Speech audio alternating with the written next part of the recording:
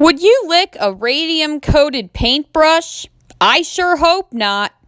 Everyone knows that putting radium in your mouth is deadly poisonous.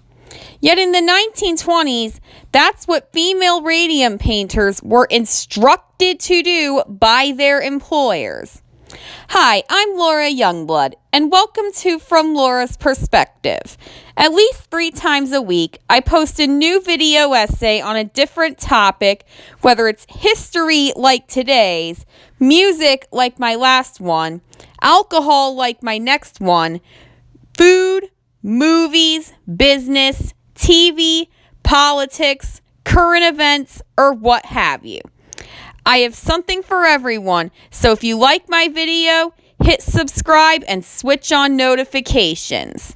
Today, I'm going to talk about an incident that took place at 3 different factories in America in the late 1910s and early 1920s and set a whole new precedent for workplace safety and workers' rights.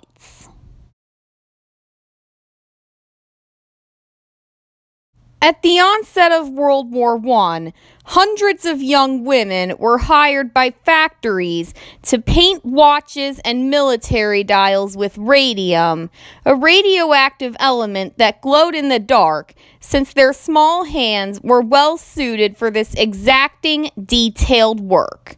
Most of these ladies were teenagers from working-class backgrounds who were thrilled to be given this high-paying job. These women's employers told them to press their lips on the paintbrushes to give them a fine point since the watches they were painting were so small. The women voiced concerns about whether or not this was safe, but their employers assured them this was not something they needed to worry about. But that wasn't true, as radium can be extremely dangerous, especially when one is exposed to it for long periods of time. Even Marie Curie, who discovered the element 20 years before, suffered radiation burns while handling radium and eventually died from exposure to the element. In fact, the factory owners went out of their way to avoid radium exposure themselves, using lead screens, masks, and tongs at the factories. Because the true dangerous nature of radium was kept secret from the radium girls, many of them fell ill from radiation exposure, and by 1927, over 50 had died. Dentists were the first to notice how radiation exposure was affecting the dial painters, who were afflicted with tooth pain, loose teeth, lesions and ulcers, tooth extractions that would not heal, and eventually bone fractures and necrosis of the jaw, which came to be known as radium jaw. When radium companies were questioned about their workers' conditions, they would claim that there was no connection between their symptoms and radiation exposure, and even went so far as to further shame these women in the public eye by falsely attributing their disease to syphilis, a notorious STD at the time.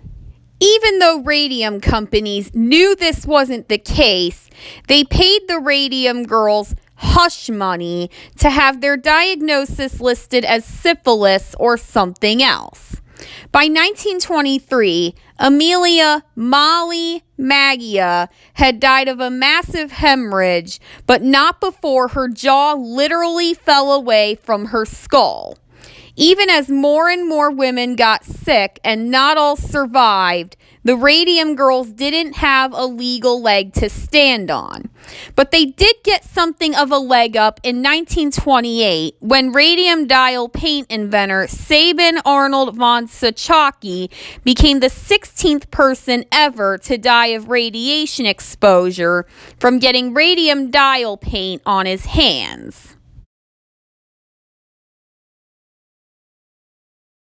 In 1927, Women from radium companies in Orange, New Jersey, and Ottawa, Illinois, finally decided it was time to stand up for themselves.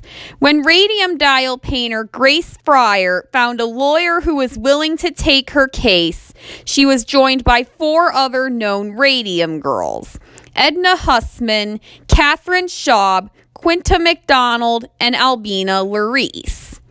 The radium companies these women worked for deliberately tried to put this trial off for as long as possible, hoping the plaintiffs would die before the trial would take place.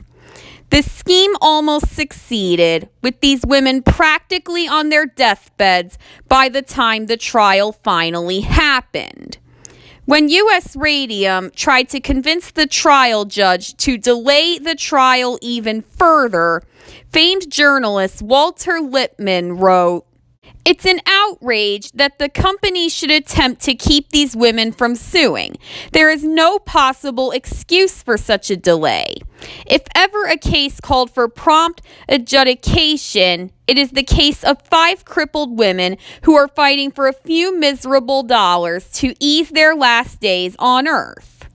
In 1928, the lawsuit was settled, and each of the 5 plaintiffs was monetarily compensated with $10,000, with an additional $600 a year for as long as they maintained symptoms of radiation sickness.